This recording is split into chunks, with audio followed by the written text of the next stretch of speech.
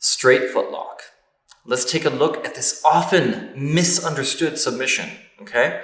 So we need to be pretty tight on TJ's leg here, which means controlling the knee. My heel is over on his hip, okay? Pinching my knees together. Now this is the critical area. Most people make a mistake and end up grabbing too high on the leg, okay? So they're trying to do kind of a calf crush.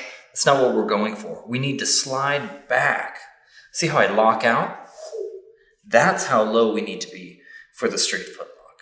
Again, tight legs. Now that I'm low, I pull my arm all the way in, all the way up like a guillotine. Okay, here's the trick. Roll my shoulder back and get my lat involved. Now I'm in a good position to lean back and get the submission.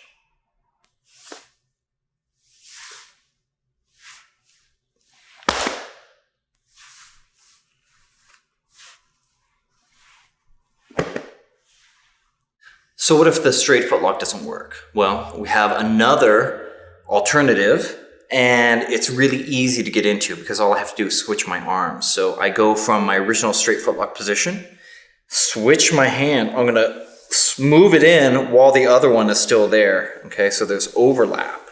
Grab my bicep, grab his shin, and now it's important that my wrist is pointed up so I can move like this into his Achilles tendon.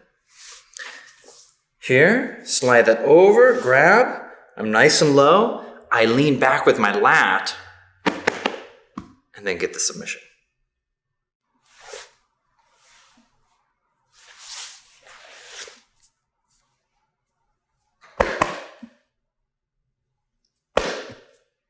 Excellent way to practice getting low on his ankle is to step in with one knee, block his one leg. Reach down, you can start high at the calf, and then slide down until his foot almost slips out. Now from here, in, up, back, throw my hip forward, and get the tap.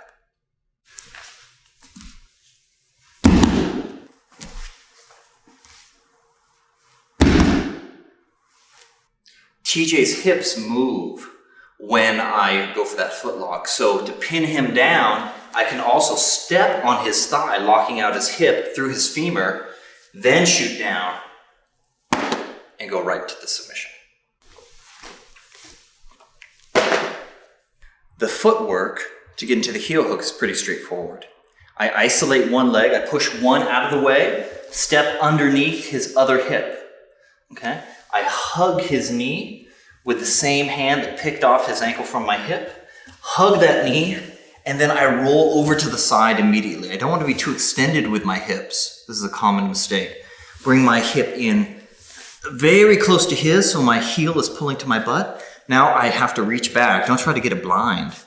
Reach back, expose that heel, thumb over thumb, pull his heel to my chin, and then we can twist the body.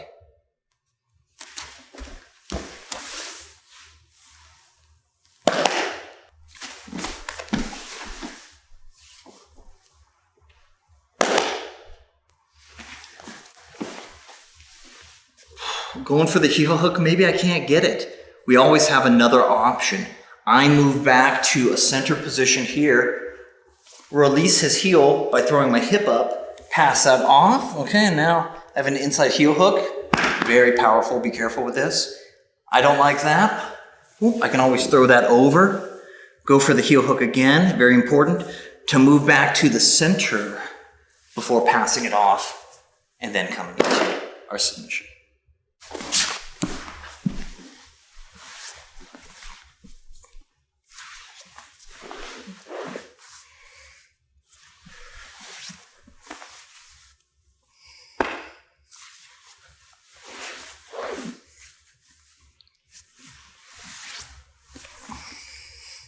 Because for the heel hook, I rotate his heel to affect his knee.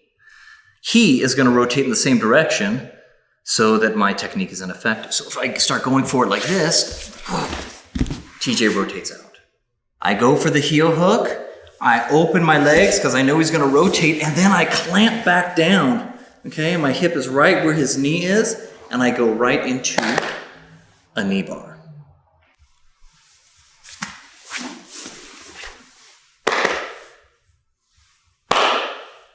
As they're rolling away from you, it's easy for their knee to slip out and your hips end up too high. So try to stay as low as possible with your hips. Here he rotates. I'm too high. My hip is around where his shin is, and this isn't that effective. I need to get my hip a little bit lower, closer to his kneecap.